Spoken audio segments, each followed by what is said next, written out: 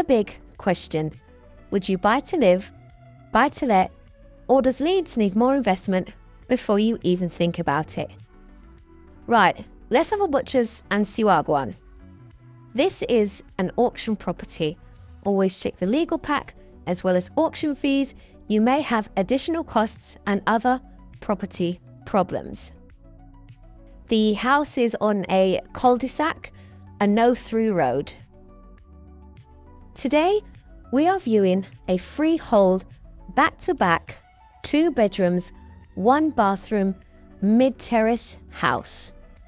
The on-street parking is free and there is no outside space with the property.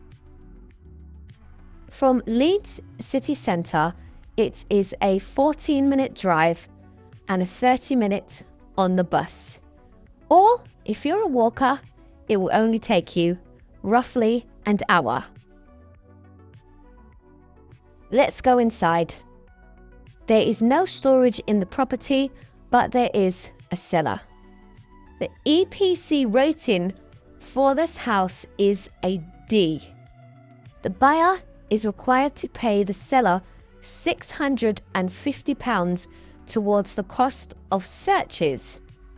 The buyer is also required to pay £200 to the buyer towards the cost of engrossment. The time frame for completion needs to take place in 6 weeks or earlier. So bear this in mind, because some auctions you are required to complete in 56 days. The Harlocks. The Harlocks, the Harlocks, the Harlocks. Once upon a time, this patch didn't have the best reputation. It was Landlord City. I call Landlord City a patch of area. If, for example, there are 30 properties on the road, 29 of them would be owned by landlords. You could buy a 3-bed for about 50-60 grand and rent it out for £500 all day long. This was at a time where housing benefit, LHA, local housing allowance, paid more than private rents, so the majority of tenants would be on benefits. I have always said you can't have too many benefit tenants all in the same patch. It doesn't work. Communities need to be mixed with both working and unemployed. This looks like one of those evictions where the tenant wasn't able to sort out their possessions in time in terms of getting storage, or maybe finding alternative accommodation where they could put all their belongings. The items that are left behind, it's going to cost the landlord to dispose of it. That cost is probably going to come from a deposit if the deposit was paid. Let's go upstairs to the bathroom and first bedroom. There are a few landlords and local letting agents that still accept housing benefit for this patch, because housing benefit and private rents are somewhat relatively matched. At the rate landlords are selling, rents in this patch will increase to a point where housing benefit will no longer be accepted. No, you can't discriminate against housing benefit tenants, but let's keep the thing real.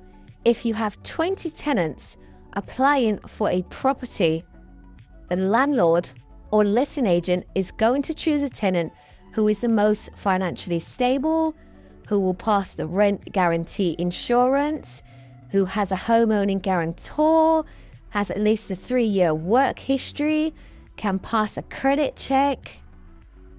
It might sound like a lot, but gone are the days where you would have a property to rent and you might get 3 or 4 viewings or 3 or 4 applicants. In today's world, it's likely to be minimum of 12 applicants for every property.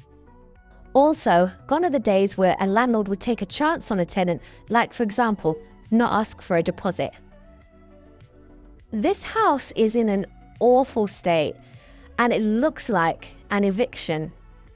There is stuff everywhere, and you know what? It's quicker to sell the property as it is if the landlord has had enough, rather than clear it out, get the repairs sorted, and upgrade it to an EPC rating. Let's go upstairs to the top floor and the second bedroom. First time buyers, what are you thinking?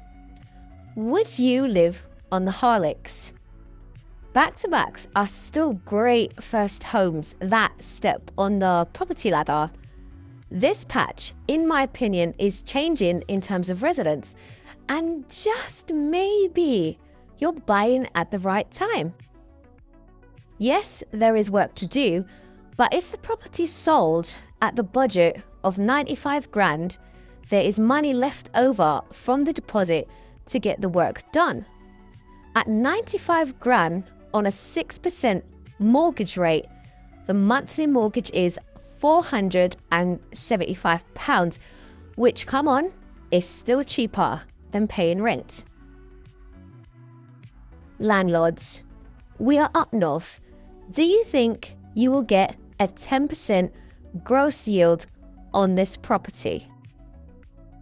This property is in the selective license area of Beeston. So if you're going to let it out to an AST tenant, you will need a license. As mentioned in the last video, link up above, consultation is closed as a new catchment area is being selected. I have heard on the grapevine that the selective license fee is over £1,000 per property and set to be the most expensive in this country. Why? Very important to double check before buying what's going on with the selective licensing. Looking at rentals, what are 2 beds in the local area on the market for? Not going to have a sneaky peeky at short-term rentals today. In my opinion, this is just not the patch for it. Right, let's do the Jim Jam test. Is the local shop close enough to pop in our Jim Jams on a Sunday morning? Looking at sales, what are 2 beds in the local area on the market for? What roughly can we expect?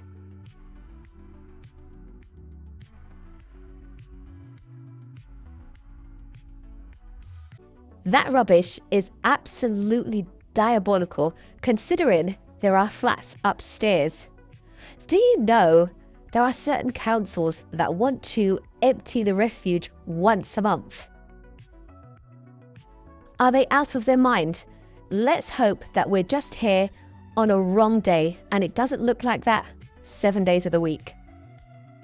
And let's hope Leeds is not considering emptying the bins once a month, because that's just nasty. The bus stop is roughly a 3-minute walk from the property. All buses lead directly into Leeds city centre. Let's have a look at the sales history of the property and if the property sold. And we have our shop.